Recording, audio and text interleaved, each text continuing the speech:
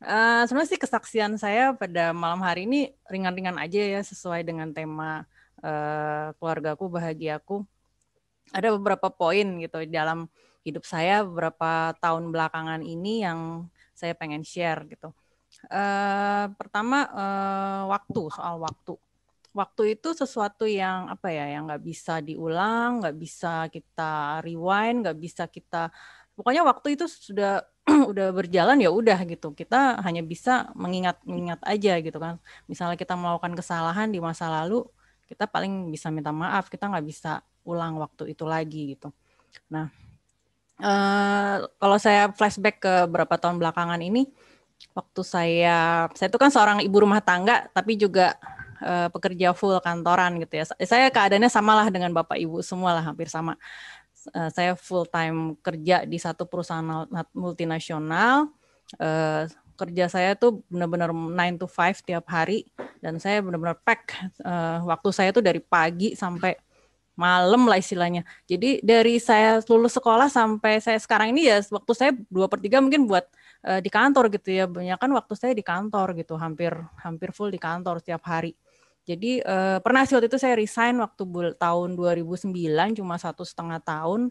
Tapi setelah itu saya ngelamar kerja di kantor yang sekarang ini. Dulu di kantor yang lama, sekarang di kantor yang baru. Yang sekarang ini saya berjalan udah 11 tahun gitu. Bukan waktu yang singkat juga gitu ya. Nah, saya tuh merasa apa ya, waktu saya kerja itu benar-benar waktu tuh kayak kayak terbang gitu loh, Bu.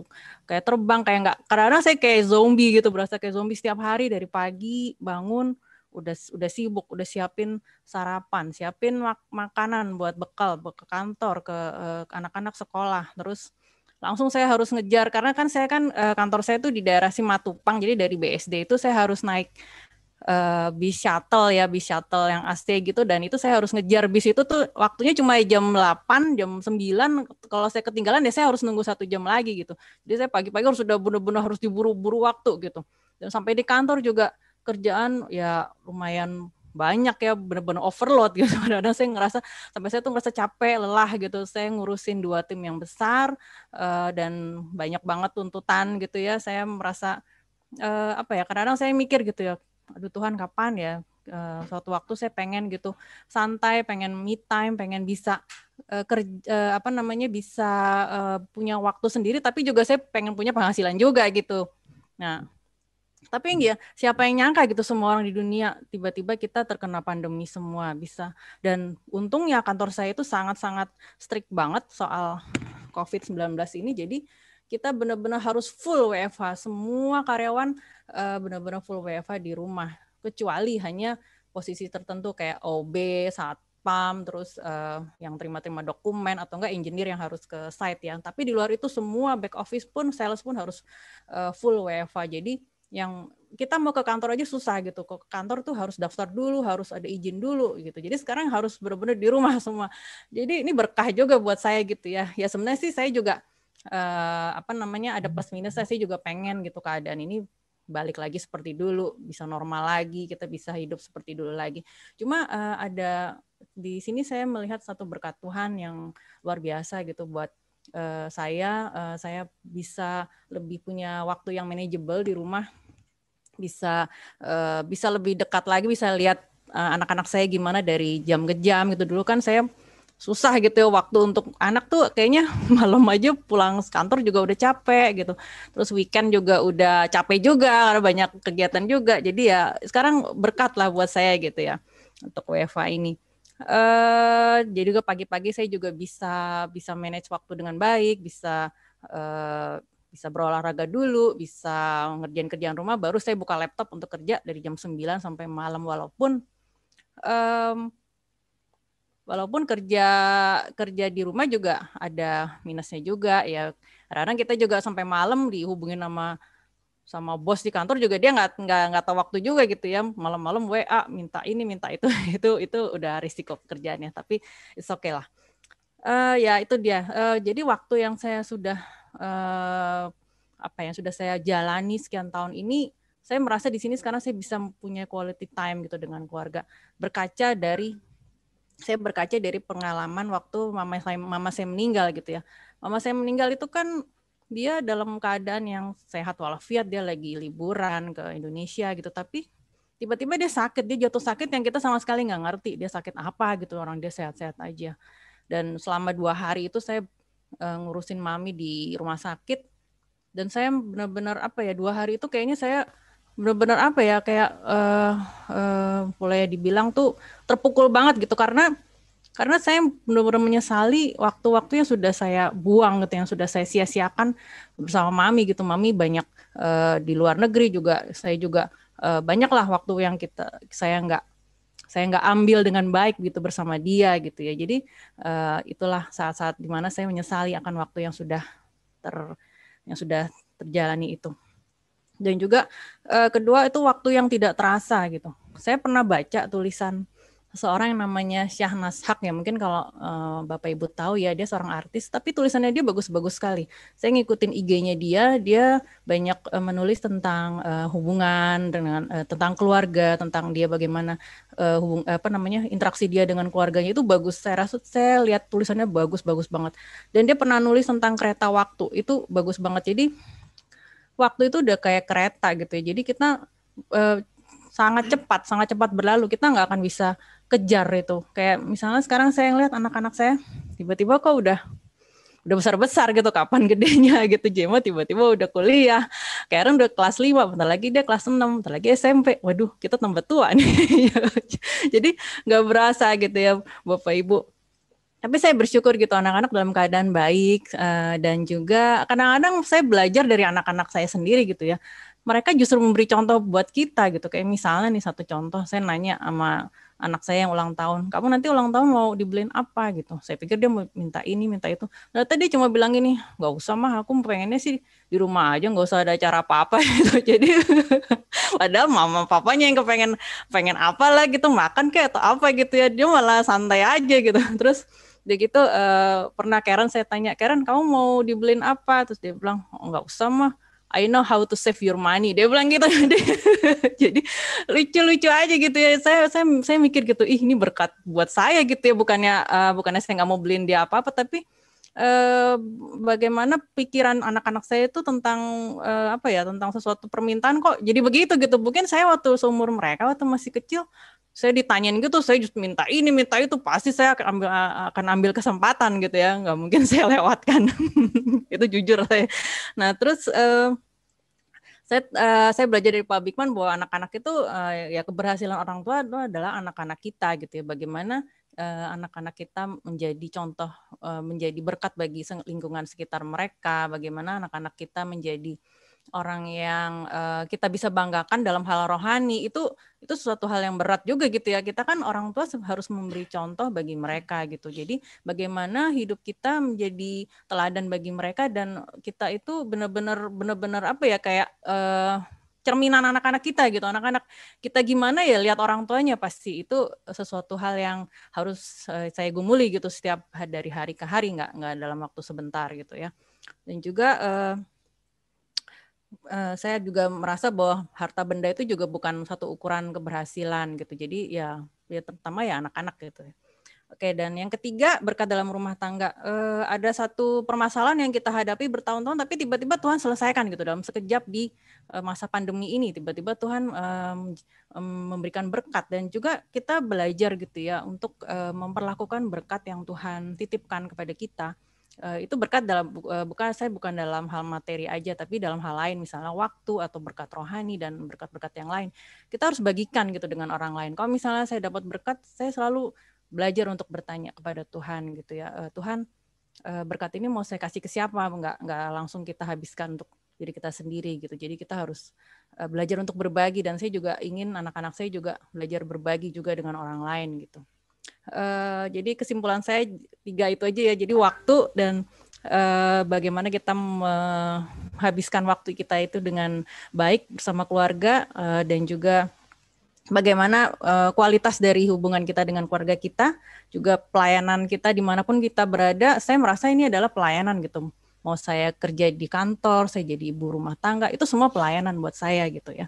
Dan juga akan selalu bersyukur juga, kita akan berkat yang Tuhan berikan kepada kita selalu. Saya rasa itu aja kesaksian saya. Terima kasih. Semoga memberkati. Terima kasih untuk kesaksiannya. Mari kita dengarkan firman Tuhan yang akan disampaikan oleh Penatua Andri Wirawan. Namun sebelumnya, mari kita siapkan diri kita dengan menyanyikan firman-Mu pelita bagi kakiku.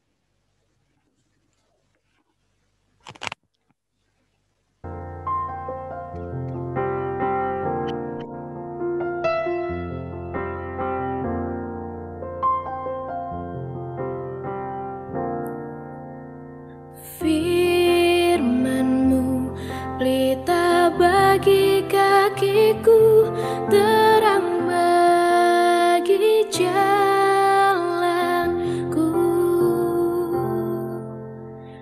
Firman-Mu pelita bagi kakiku, terang bagi jalanku.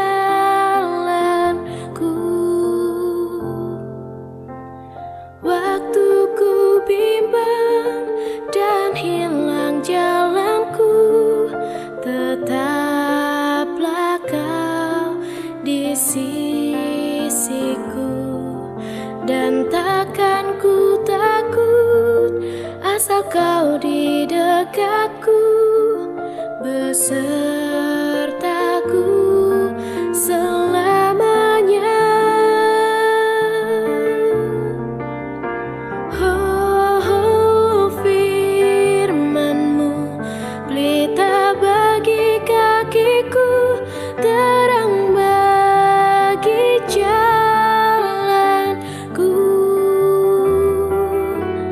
Firman-Mu pelita bagi kakiku, terang bagi jalanku. Terang bagi jalanku, terang bagi jalanku.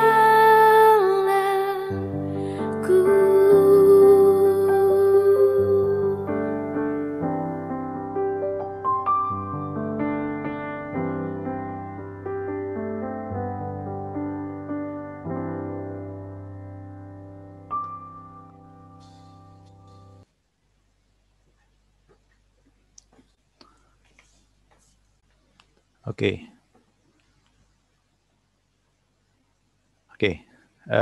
Sekarang masuk ke firman ya. Sebelum kita masuk ke firman, saudara-saudara, saya ajak untuk kita berdoa.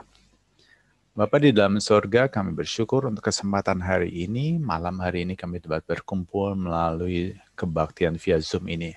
Bukan oleh karena sebuah kebetulan, Engkau memberi kami kesempatan terus belajar mengenal Tuhan lebih dalam. Saat ini, hamba-Mu akan memberikan share tentang kebenaran firman Tuhan. Kami memohon pimpinan-Mu ya Allah Roh Kudus untuk menerangi setiap kami yang hadir di malam hari ini sebagai pembicara, sebagai pendengar, agar setiap apa yang kami dengar boleh menjadi bermanfaat, menjadi kekuatan dalam hidup kami, menjadi terang dalam hidup kami, menuntun setiap kehidupan kami, dan menjadi seperti apa yang Tuhan mau. Terima kasih Tuhan untuk kesempatan yang Tuhan beri. Di dalam nama Tuhan Yesus kami berdoa. Amin. Oke, selamat malam saudara-saudara. Saya happy banget gitu. Saya happy banget malam hari ini. Balik tadi yang tadi Nancy bilang bahwa nggak nyangka juga ketika berawal dari Pak Hairi bilang, Pak Andri untuk materi keluarga bahagiaku dan ada bagi-bagi tugas nih gitu. Jadi kok seru juga kayaknya. Tadi awalnya Jem aja, tapi ternyata si kecil naik Karen, aku mau juga jadi worship leader. Surprise buat saya, benar-benar surprise gitu. Saya nggak kepikir, tapi seru juga gitu ya kalau satu keluarga begitu bisa apapun mungkin mereka belum profesional, belum biasa, tapi mulai dibiasakan melakukan aktivitas seperti ini dalam satu keluarga. Sebuah a good start dan indah lah gitu. Oke. Saya akan coba share apa yang sudah saya persiapkan malam hari ini. Sebentar ya. Kelihatan ya udah ya. Jadi kalau ada problem tolong saya diingetin aja. Oke, ini keluarga bahagiaku. Salah satu anugerah terbesar dalam hidup saya adalah keluarga. Jadi tentu saja selain Tuhan itu sendiri, keluarga adalah bagian yang terbaik yang saya bisa miliki, sebuah anugerah. Lalu kalau dibilang, nah, banyak orang bingung sebetulnya apa yang ingin diraih dalam kehidupannya. Kalau kita ditanya apa sih sebetulnya kita inginkan dalam hidup kita, aku ingin hidup bahagia. Tetapi saya melihat bahwa dalam perjalanan hidup saya, akhirnya saya melihat bahwa banyak di antara kita tidak bisa membedakan antara kebahagiaan, kesenangan, dan damai sejahtera. Mungkin kita bisa lihat dari gambar yang paling kiri. Kita lihat contohnya adalah Mother Teresa. Apakah dia bahagia? Apakah dia melakukan kesenangan? Apakah dia memiliki damai sejahtera? Lalu yang di tengah, nomor 2, kita tahu itu siapa. Apakah dia bahagia? Apakah dia dipenuhi damai sejahtera? Di sebelah kanannya adalah para rasul. Apakah dia bahagia? Apakah dia sedang bersenang-senang? Apakah dia penuh dengan damai sejahtera? Atau di sebelah kiri bawah. Siapa itu? Yang lagi rame sekarang belakangan. Bill Gates dan Melinda. Dengan kekayaannya boleh bilang pernah jadi nomor 1 orang paling kaya di seluruh dunia. Apakah dia bahagia? Apakah hidupnya dipenuhi dengan damai sejahtera? Atau di sebelahnya? Kalau kita bisa keliling dunia, mengunjungi destinasi di seluruh dunia, apakah kita bahagia? Atau seperti Michael Jackson, apakah Michael Jackson bahagia?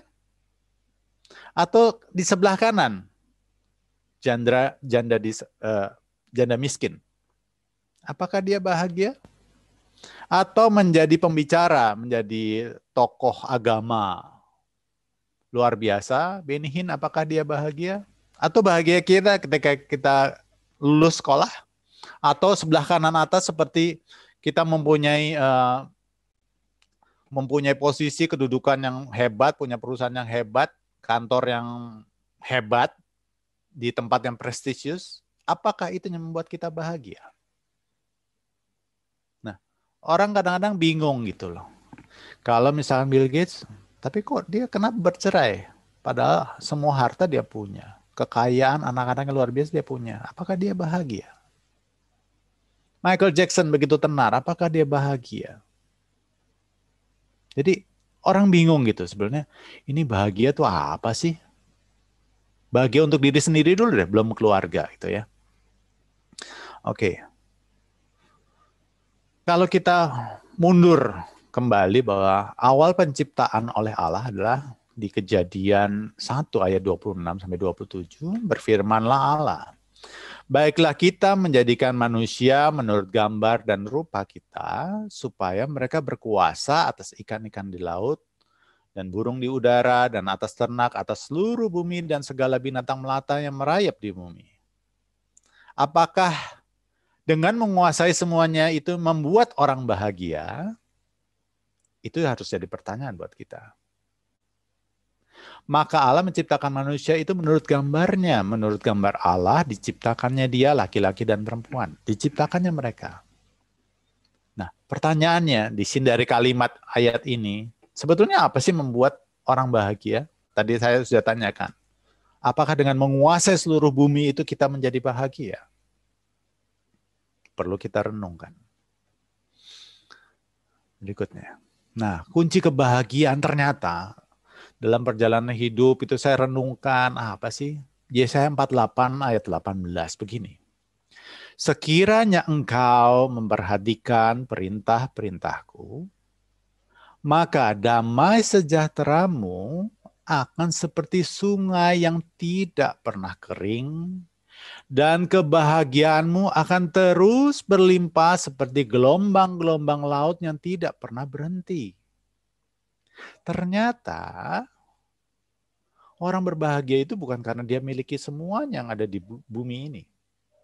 Bukan karena dia punya kekuasaan, bukan karena dia punya harta, bukan karena punya keluarganya luar biasa, tetapi adalah ketika seorang manusia, seorang pribadi itu memperhatikan perintah-perintah Tuhan. Maksudnya itu gimana sih? Adalah ketika seseorang hidup dalam ketaatan, kepatuhan pada kehendak Allah, maka orang itu akan dipenuhi dengan kebahagiaan. Balik lagi ke gambar di atas mungkin ya. Saya lihat contoh deh. Ketika para rasul di penjara, dianiaya, di dalam penjara mereka bisa bersuka cita. Mereka bisa penuh dengan sukacita dan damai sejahtera.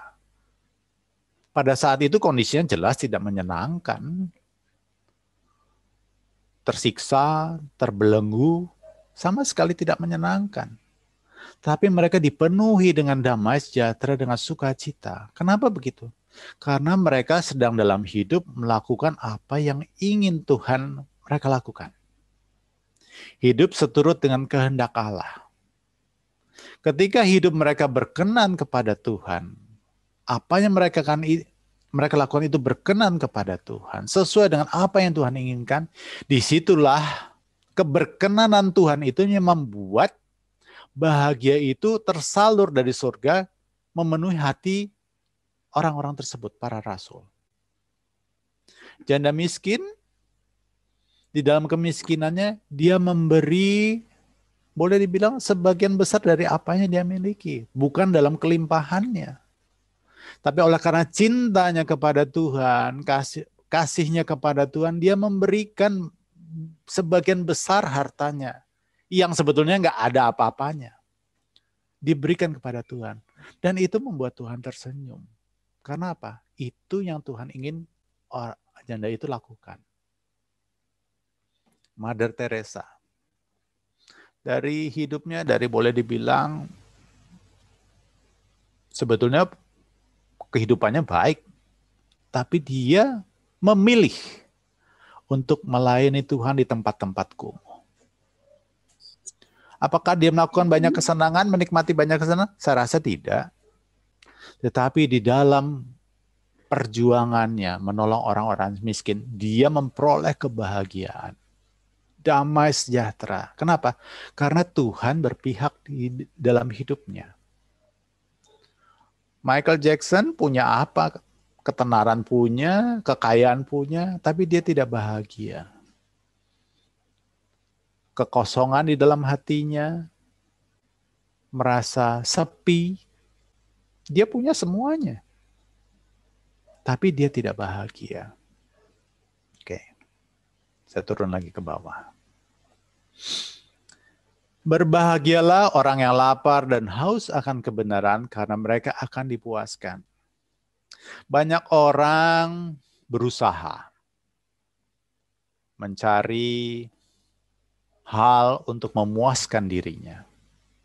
Cari uang sebanyak-banyaknya, supaya dia bisa jalan kemana-mana, supaya dia bisa miliki semuanya. Tetapi itu tidak pernah memuaskan. Ada orang yang punya banyak uang, udah bikin schedule tuh. Bulan ini saya mau ke sini, bulan ini saya mau ke sini, terus saja. Ketika sampai pulang, udah mikirin lagi mau kemana lagi. Nggak ada puasnya. Bukan nggak boleh loh. Jalan-jalan, punya banyak hal gitu. Bukannya nggak boleh. Tetapi itu tidak akan memuaskan dirinya. Apa sih yang memuaskan? Itu Matius 5 ayat 6. Ucapan bahagia nih, Tuhan Yesus yang mengajarkan. Berbahagialah orang yang lapar dan haus akan kebenaran. Kebenaran maksudnya apa sih? Yang mencari Tuhan. Karena Allah itu sendiri adalah kebenaran. Jadi ternyata kunci kebahagiaan itu bukan apa yang diusahakan oleh manusia, tetapi apa yang diberikan oleh Allah, kehadirannya di dalam hidup kita saat kita melakukan apa yang Tuhan inginkan kita lakukan. keberkenanan Tuhan atas hidup kita itulah yang membuat kita bahagia. Oke, berikutnya. Hidup oleh iman. Ibrani 11. Iman adalah dasar dari segala sesuatu yang kita harapkan dan bukti dari segala sesuatu yang tidak kita lihat. Ini ayat ini sering saya baca tapi lama saya bisa mengertinya gitu. Maksudnya apa sih dasar segala sesuatu yang kita harapkan dan bukti dari segala sesuatu yang tidak kita lihat? Oke, saya baca lagi turun ke bawah. Roma 10 ayat 17. Jadi, iman timbul dari pendengaran dan pendengaran oleh firman Kristus. Nah, di era modern ini, ketika pengajaran postmodern dan kekristenan menjadi satu melebur dengan motivasi gitu ya. Imani dong, imani. Bahkan di perusahaan-perusahaan MLM lah atau di entah insurance atau apa, motivator selalu memberikan bahwa tempel semua dream Anda, lihat itu setiap hari, maka ada tuh Norman Vincent Peale. Jika Anda pikir Anda bisa, Anda pasti bisa. Ditancapkan terus gitu. Itu jadi imannya gitu. Lihat rumah, imani. Lihat mobil, tumpangi ya gitu kan. Tumpangi tangan. Padahal yang perlu iman itu adalah pendengaran akan firman Kristus. Bukan kehendak atau isi hati kita, keinginan kita yang kita imani, bukan. Tapi cari dulu apa yang menjadi kehendak Allah. Ketika Allah sampaikan pada kita, apapun keadaannya, itu yang harus dipegang. Itu iman. Sebab di dalamnya, Roma 1 ayat 17, sebab di dalamnya nyata kebenaran Allah yang bertolak dari iman dan memimpin kepada iman. Jadi iman memimpin kepada iman. Sebab orang benar hidup oleh iman. Galatia 2 ayat 16 bilang, kamu tahu bahwa tidak seorang pun dibenarkan oleh karena melakukan hukum Taurat, tetapi hanya oleh karena iman dalam Kristus Yesus. Sebab itu kami pun telah percaya kepada Yesus Kristus, supaya kami dibenarkan oleh karena iman dalam Kristus dan bukan oleh karena melakukan hukum Taurat. Sebab tidak ada seorang pun yang dibenarkan oleh hukum Taurat. Dalam perenungan saya, akhirnya saya mendapatkan insight begitu ya. Ternyata iman terjemahannya adalah sikap patuh, taat, dan setia melakukan kehendak Allah. Kepatuhan kita, ketaatan kita, dan kesetiaan kita untuk melakukan kehendak Allah itu melebihi segalanya. Oke. Contoh ya. Contohnya begini. Waktu di persiapan sekolah minggu saya udah pernah ceritain ini. Jika saya bekerja di kantor, saya pulang ke rumah, lalu saya panggil, Karen, Papa tolong bikinin teh manis dong, Papa haus nih. Oke. Ya Pak, siap. Oke. Lalu Karen apa yang sedang dilakukan? Dia lagi beresin kamarnya. 1 menit, 2 menit, 3 menit, beresin. 5 menit kemudian, Pak, Karen, mana tehnya Papa? Sebentar Pak, aku lagi mau cuci piring dulu nih. Mama bilang tadi aku harus cuci piring. Dia cuci piring dulu. Ada yang salah nggak dengan apa yang dilakukan? Nggak ada yang salah. Nggak ada hukum yang dilanggar. Tidak ada yang jelek dilanggar. Menit ke-10 saya tanya lagi, Karen, Papa haus sekali. Mana teh manisnya buat Papa? Aku lagi mau mandi dulu nih Pak. Udah jam 5 sore, aku harus mandi. Saya sebagai pemberi order, lama-lama saya melihat semua yang dilakukan oleh Karen baik. Tetapi bukan seperti apa yang saya inginkan pada saat itu. Demikian juga kita. Saya dapat gambarnya begini, bukan karena melakukan hukum Taurat, kita tidak melanggar apa-apa, kita tidak membunuh, kita tidak mencuri, kita tidak berzina. Bukan karena itu kita dibenarkan. Tetapi kalau kita, apa yang kita lakukan di dalam hidup kita, itu harus kita sesuaikan dengan kehendak Allah. Untuk mewujudkan rencananya, itu yang berkenan kepada Tuhan.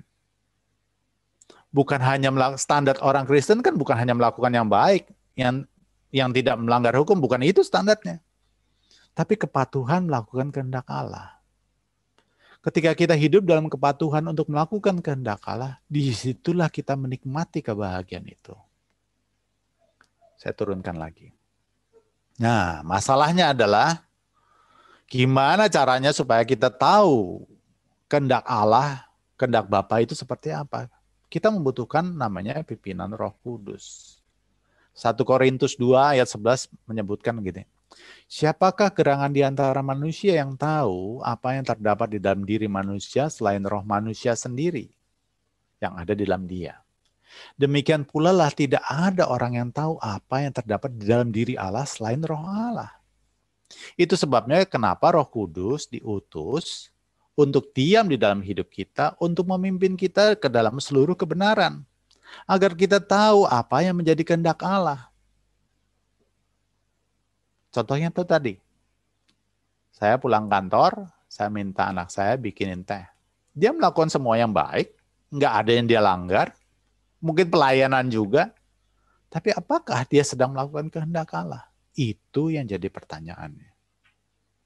Nggak gampang. Nah, untuk bisa mengenal, tahu akan kehendak Allah, ternyata nggak cuma dari baca aja. Nggak cuma dari baca Alkitab aja. Ketika kita baca Alkitab, kita baru dalam rangka ingin tahu. Tetapi untuk mengenalnya, kita harus berkorelasi secara terus-menerus dengan Allah dalam pimpinan Roh Kudus. Sehingga kita benar-benar mengenal Allah, bukan hanya tahu. Saya bisa tahu kok, misalkan tentang Pak Jokowi. Dari mana? Dari buku-buku yang saya baca, dari media sosialnya, dari semua yang saya baca. Orang cerita, saya bisa tahu tentang dia. Tapi apakah saya kenal dia? Enggak. Kenapa? Saya nggak kontak terus setiap hari. Siapa yang kenal? Orang-orang terdekatnya. Keluarganya. Yang kalau kenal itu sampai kalau Pak Jokowi dia udah tahu. Oh, Bapak lagi kesel nih kayaknya. Kenal, bukan hanya tahu. Pertanyaannya, apakah kita sudah benar-benar mengenal Allah? Apakah selama ini kita hanya melakukan apa yang menjadi kehendak kita, menggunakan Tuhan untuk mewujudkan keinginan kita, tidak mencari tahu apa yang Tuhan kehendaki kita lakukan sesuai dengan kehendak rencananya, agar hatinya disenangkan. Itu pertanyaan besar. Coba deh cek doa-doa kita. Doa-doa kita apakah isinya permohonan-permohonan untuk mewujudkan keinginan kita sendiri? Cita-cita kita, keinginan kita, apapun bentuknya, karir, jodoh, pekerjaan, pelayanan, perlu kita renungkan. Memberikan segenap hidup kita untuk dibentuk, disempurnakan, menjadi seperti Kristus sebagai konsekuensi orang tebusan. Kita sadar nggak sebetulnya bahwa kita ini orang tebusan? Zaman dulu namanya istilahnya budak. Lunas harganya dibayar, kita tidak berhak lagi atas hidup kita, punya keinginan aja sebetulnya juga nggak boleh. Tugasnya hanya satu, melayani siapa yang sudah membayar atau membeli dia. Budak. Rohani sedikit namanya hamba.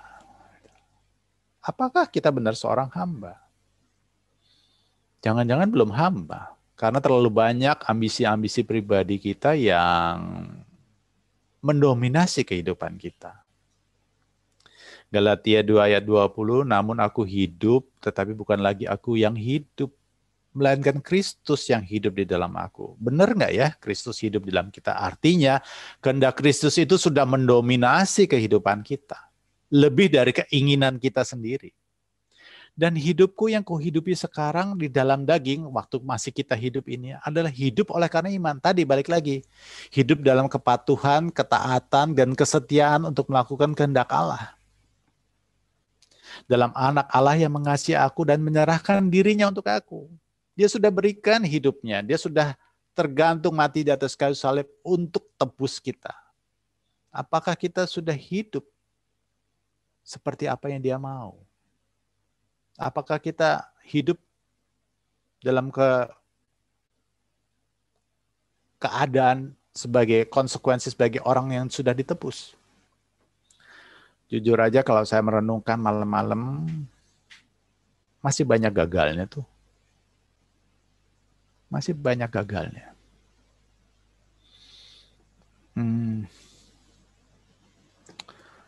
Solusinya adalah caranya cuma satu, sangkal diri pikul salib. Tuhan Yesus selain menebus kita dari hukuman dosa, dia hadir untuk memberi contoh. Menjadi pribadi yang seharusnya yang seperti Bapa inginkan. Dia memberi contoh dalam kehidupannya. Yohanes 6 ayat 38, sebab aku telah turun dari sorga bukan untuk melakukan kehendakku, tetapi untuk melakukan kehendak Dia yang telah mengutus aku. Jadi Yesus Kristus pun dia tidak serta-merta bergerak semaunya sendiri. Dia menunggu komando Bapanya di sorga. Contohnya, ada satu saat di mana Lazarus sakit. Orang yang dikasihnya dia. Apa yang dilakukan kalau saya mungkin jadi Tuhan Yesus ya, saya cepat-cepat pergi. Saya tahu saya punya kuasa, saya doakan, Lazarus cepat sembuh dan hidup lagi gitu. Enggak terus menderita. Tapi dia enggak, bukan itu yang dilakukan. Dia sengaja tinggal 2 hari lagi di tempat di mana dia berada. Sengaja loh. Kenapa? Karena memang belum waktunya dia harus pergi ke sana. Dia tunggu komando Bapanya di surga untuk suatu maksud yang mulia. Yohanes 5 ayat 30. Aku tidak dapat berbuat apa-apa dari diriku sendiri. Tuh, bayangin. Mengosongkan dirinya Tuhan Yesus sampai begitu. Dia bergerak bukan karena keinginan dirinya sendiri. Aku menghakimi sesuai dengan apa yang aku dengar. Apa yang dia terima dari Bapanya. Dan penghakimanku adil, karena keputusan Bapa sangat adil. Sebab aku tidak menuruti kehendakku sendiri, melainkan kehendak Dia, Bapanya yang mengutus aku. Sudahkah kita seperti itu? Matius 7 ayat 21. Bukan setiap orang berseru kepadaku, Tuhan, Tuhan akan masuk dalam kerajaan surga, melainkan dia melakukan kehendak Bapakku yang di surga. Seperti Tuhan Yesus telah lakukan selama dia di dunia ini. Dia kasih contoh. Kata Yesus kepada mereka di Yohanes 4 ayat 34, makananku adalah melakukan kehendak Dia yang mengutus aku dan menyelesaikan pekerjaannya. Kenapa sih disebut makanan? Kalau kita manusia nih hidup ya. Kalau kita nggak makan tuh kan lemes ya, lama-lama bisa mati. Sumber kehidupan Tuhan Yesus itu adalah melakukan kehendak Bapanya. Saya makin lama kalau saya merenungkan firman Tuhan, saya baca lagi pengertian 5 tahun yang lalu, 10 tahun yang lalu berbeda dengan yang sekarang. Tuhan meninggalkan jejak-jejak yang luar biasa. Yang harusnya kita contoh, kita lakukan dalam kehidupan kita. Nah, tantangannya. Kehidupan di bumi adalah tempat kita disekolahkan sebetulnya. Menjadi seorang murid Kristus. Jadi hanya sementara. Celakanya, banyak orang, termasuk juga banyak orang Kristen, merasa nyaman hidup di bumi ini. Semakin dia punya banyak fasilitas, pun bisa lakukan ini dan itu, punya kuasa, makin betah ada di bumi. Padahal kita tuh lagi disekolahin. untuk memiliki menjadi pribadi seperti ciptaan awal. Seperti gambar Allah, karakternya ilahi. Pikiran kita, isi hati kita, keinginan kita sinkron dengan kehendak Bapa. Bukan kehendak kita sendiri. Ya, kita dikasih free will untuk boleh menentukan, bisa melakukan, tetapi bukan berarti boleh dilakukan. Tuhan Yesus juga gitu. Dia bisa lakukan apa aja yang dia mau, tapi dia tidak lakukan. Apa yang dilakukan adalah melakukan kehendak Bapanya. Mulai dari timingnya, tindakannya, perkataannya. Bukan mau-maunya dia sendiri. Nah, kita seringkali kan lebih hebat ya daripada dia. Sebelah kiri nih, dunia. Ketika Yesus dicoba di padang gurun, Matius 4, 8-10, Iblis membawanya pula ke atas gunung yang sangat tinggi, memperlihatkan kepadanya semua kerajaan di dunia dan kemegahannya. Lalu dia tawarkan itu. Kalau kamu sujud, aku berikan semuanya. Menguasai semuanya. Itu ditawarkan. Dan daya tarik dunia itu luar biasa. Kenapa? Karena menyenangkan. Menyenangkan untuk dinikmati. Kalau nggak menyenangkan untuk dinikmati, kayaknya susah orang berdosa. Tapi justru karena menyenangkan itu loh. Nah, kita dididik, disekolahkan, dimuridkan untuk mengikuti jejak-jejaknya Kristus. Tuhan Yesus bilang bahwa Yohanes 14 ayat 2, di rumah Bapakku banyak tempat tinggal. Jika tidak demikian tentu aku mengatakannya kepadamu. Sebab aku pergi ke situ untuk menyediakan tempat bagimu. Nah, seringkali kita tuh jadi nggak bisa atau salah dalam menentukan prioritas dalam kehidupan kita. Kita suka lupa. Ketika kita kondisinya pas-pasan, ya kita cukup rohani lah gitu ya. Karena emang nggak bisa banyak yang kita lakukan. Kesempatannya nggak banyak, kemampuannya nggak banyak. Tapi ketika kita mulai banyak terima berkat, terima ini, punya posisi, nah mulai suka lupa tuh geser. People can change. Kita suka lupa kenapa Tuhan Yesus itu diutus Bapa untuk turun ke dunia, tujuannya apa? Apakah untuk bisnis kita? Apakah untuk supaya kita menguasai dunia? Apakah kita punya kedudukan? Ternyata enggak. Supaya kodrat kita, karakter kita diubahkan menjadi seperti yang Bapa mau. Pertama stepnya memang ditebus atas hukuman. Tetapi bukan selesai sampai situ aja. Karakter kita yang harus diubahkan. Disinkronkan pikiran kita, pembaruan akal budi kita, pikiran kita, kehendak kita supaya sinkron dengan kehendak Bapa. Sehingga ketika saatnya kita tiba, kita kembali ke rumah Bapa bukan jadi makhluk aneh yang mau-maunya sendiri, mengikuti keinginannya sendiri, ketemu 72 bidadari, gitu kan. Tetapi justru malah kita harus menanggalkan keinginan kita sendiri. Lewat sangkal diri pikul salib. Seperti yang sudah Tuhan Yesus contohkan. Karena memang habitat kita sebenarnya bukan di dunia ini. Kita lagi sekolah. Mau keluarga kita, mau kita dalam kehidupan pernikahan, punya anak, bisnis, sekolah, mengajar, pelayanan, itu sekolahnya kita. Apapun posisi kita, itu kita lagi disekolahkan.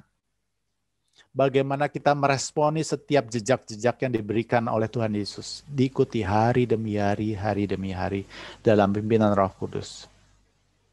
Prosesnya justru apa? Penaklukan. Jadi kita harus benar-benar paham apa tujuan Yesus hadir sebagai penebus. Sehingga kita dapat menentukan prioritas dalam hidup kita. Oke. Sekolah kehidupan, hal terberat dalam hidup kita menaklukkan diri. Jadi saya merenungkan di dalam diri kita seperti ada ruang kosong gitu, yang selalu harus diisi. Nah, pilihannya ada dua. Pilihan yang kita isi dengan hal-hal yang menyenangkan hati Tuhan atau menyenangkan diri sendiri. ternyata tantangan terberat dalam hidup kita itu bukan masalah-masalah yang ada di luar, kesulitan-kesulitan yang dari luar, bukan. Tetapi menaklukkan diri sendiri. Justru menaklukkan hal-hal yang memuaskan, menyenangkan buat diri kita sendiri. Itu justru lebih sulit dibandingkan menaklukkan tantangan-tantangan ancaman yang dari luar. Kenapa? Karena itu menyenangkan diri kita. Sangkal diri, pikul salib, aduh. Penaklukkan diri di saat mampu. Nah, penaklukkan diri nih ya. Oh, aku sih nggak begini, aku nggak begitu. Saya kasih beberapa key gitu, kunci. Penaklukkan diri itu adalah di saat kita mampu, ada kesempatannya, dan punya alasan yang cukup. Tapi kita tidak mau melakukan itu karena tidak sesuai dengan kehendak Allah. Atau menyakiti hatinya. Banyak orang, ya saat dia nggak mampu aja, dia nggak punya banyak uang, dia nggak kemana-mana, oh aku nggak mau. Orangnya aku baik-baik aja kok. Nggak ada kesempatannya, oh karena apa? Lagi banyak orang, gitu. Diliatin orang, coba kok sepi. Kalau uangnya banyak, kalau dia punya posisi, apakah dia tetap bisa hidup benar di hadapan Tuhan? Apakah dia bisa menaklukkan dirinya, menundukkan dirinya, keinginan-keinginannya tidak berkenan kepada Tuhan? Balik lagi, saya tuh takut juga sebetulnya ketika punya banyak kesempatan, punya banyak, lebih banyak fasilitas, keuangan. Karena saya sadar orang bisa berubah.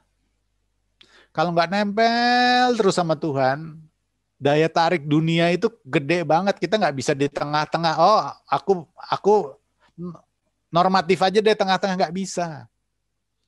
Tuhan ingin kamu disempurnakan terus-menerus menjadi seperti Kristus. Sementara dunia menarik gitu. Jadi kita nggak bisa I'm fine di tengah-tengah. Nggak bisa. Kita harus pilih. Makanya Tuhan bilang jangan suam-suam kuku. Ambil keputusan. Manusia hanya bisa berusaha menyenangkan orang lain. Dengan berkorban, tidak mengutamakan dirinya sendiri. Semua dilakukan karena cinta. Nah, ini hubungan sama keluarga. Waktu mungkin kalau teman-teman yang menikah, sudah menikah gitu, waktu kita pacaran gitu ya, jarak tuh terasa dekat.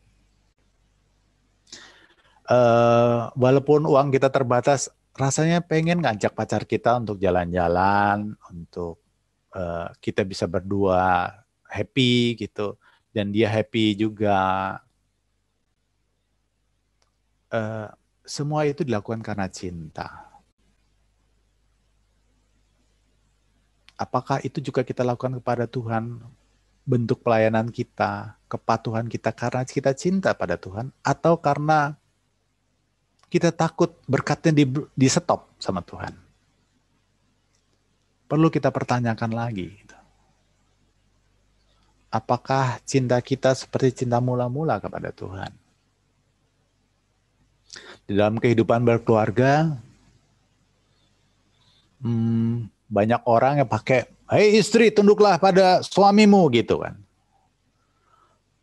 Atau apakah ketika menuntut itu dia sudah melakukan ayat sebelumnya? Seperti Kristus mengasihi jemaat, rela mati di atas kayu salib. Kalau seorang suami sudah rela mati buat istri dan keluarganya, nggak usah dituntut begitu pun, sudah sewajarnya istri dan anak-anaknya patuh pada kepala keluarganya. Penuhi dulu kewajibannya. Kita nggak usah harus menuntut. Kamu harus begini, enggak. Segala sesuatu orientasi hidup kita, apa yang kita lakukan dalam keluarga, dalam pekerjaan, lakukan itu buat Tuhan. Ketika hidup kita berkenan kepada Tuhan, maka Tuhan memberikan kepuasan dalam hidup kita. Yang bisa kita lakukan pada pasangan hidup adalah beri bagaimana dia bisa kita menyenangkan hatinya. semaksimum mungkin. Kadang-kadang kita seringkali gagal juga. Gitu. Saya akhirnya merenungkan, ternyata saya nggak bisa membahagiakan istri saya, membahagiakan anak-anak saya. Saya hanya bisa membuat hati mereka senang. Nyalain udah. Ada loh. Ini ya, nyalain lampu. Iya, nyalain aja lampunya. Saya mau lihat mati apa. Oh. Ada orang yang ketika ayahnya pulang dari kantor, kondisi rumah tuh jadi scary, jadi menegangkan. Karena apa? Sedikit aja salah, ayahnya ngamuk. Ada nggak begitu? Ada. Atau seorang suami sibuk banget jagain perasaan istrinya, karena istrinya ketersinggungan nih. Salah sedikit aja, ngamuk. Lalu, misalkan ada, oh, suami gue sih takut sama gue gitu. Dia tunduk gitu. Bangga dengan kondisi itu. Dia lupa bahwa ada sebagai seorang istri atau suami itu adalah bentuk dia sedang disekolahkan oleh Tuhan. Dia harus melakukan segala sesuatu untuk Tuhan. Itu sebabnya buat teman-teman yang belum menikah, ketika mencari pasangan hidup, penting sekali Anda menemukan pasangan hidup yang takut akan Tuhan. Kalau nggak capek. Ngomongnya frekuensinya beda, tinjauannya beda. Yang ada egonya yang ngomong terus. Bukan Tuhan sebagai yang terutama, sebagai acuannya. Yang kita bisa lakukan adalah menyenangkan orang-orang di sekeliling kita. Tentunya selama tidak bertentangan dengan kehendak Tuhan. Tapi berusaha untuk menyenangkan dia. Dan jangan terlalu berharap bahwa orang itu bisa menyenangkan kita kembali. Lakukan saja ketika kamu melayani pasangan hidup kamu melayani anak-anak kamu, lakukan itu buat Tuhan. Ketika Tuhan senang atas apa yang kita lakukan, kita diberinya kepuasan, kita diberinya kedamaian, kita diberinya kebahagiaan. Mungkin kita nggak bisa melakukan banyak kesenangan. Kesenangan itu bisa loh kita lakukan dengan apa yang kita punya. Saya punya uang banyak, saya bisa bersenang-senang, saya bisa pergi ke tempat-tempat yang saya mau, saya bisa beli apa yang saya mau. Bahkan hal-hal yang mungkin nggak berkenan pada Tuhan membuat saya senang. Tetapi tidak membuat saya bahagia. Kenapa? Ada perasaan bersalah di situ. Karena saya melanggar firman Tuhan. Tidak sesuai dengan kehendak Tuhan. Jadi kalau Anda ingin bahagia, lakukan apa yang menjadi kehendak Tuhan. Mengasihi istri, mengasihi anak-anak, orang tua. Ketika hidupmu berkenan kepada Tuhan, Anda akan bahagia. Mungkin Anda tidak banyak bersenang-senang, tetapi hal-hal sederhana yang bisa kita lakukan bisa membuat hati kita senang dan bahagia dan damai, karena Tuhanlah yang memberikan kita kebahagiaan. Bukan pacar kita, bukan keluarga kita, tapi Tuhan yang memberikan kebahagiaan. Bagian kita apa? Lakukan saja yang terbaik yang bisa kamu lakukan untuk menyenangkan mereka. Semua itu dilakukan karena cinta.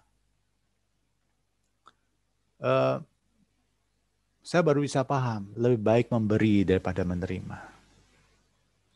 Lebih baik kamu berkorban, karena ketika kamu berkorban, menundukkan apa yang menjadi keinginan kamu dan lebih mengutamakan orang lain, ternyata itu membawa kebahagiaan. Kenapa? Karena itu yang Tuhan inginkan. Oke. Sampai situ, jadi intinya adalah kunci kebahagiaan termasuk keluarga adalah ketika kita hidup berkenan kepada Tuhan. Ketika kepala keluarga, suami, istri hidup berkenan kepada Tuhan, itu yang membuat kita bahagia.